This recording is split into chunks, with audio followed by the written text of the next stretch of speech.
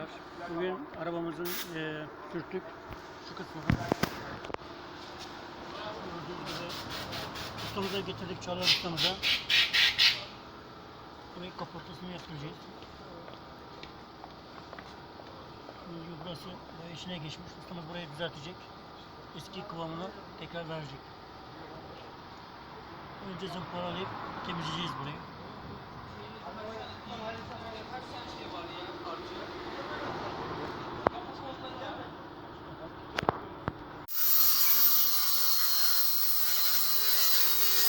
Altıktan zaten.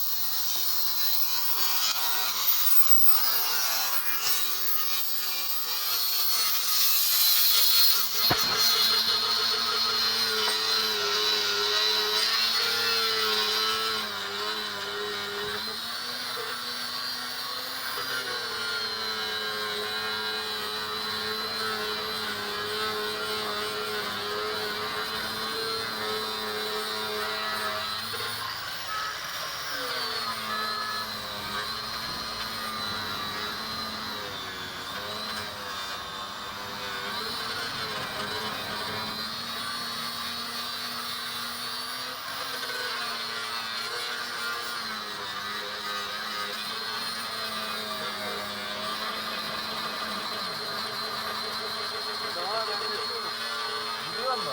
Ben gideyim ya, şunu geçmedim ya. Malzemeleri. Neye? Ha, tamam abi. Tamam. Kendine iyi bak. Hadi bay bay.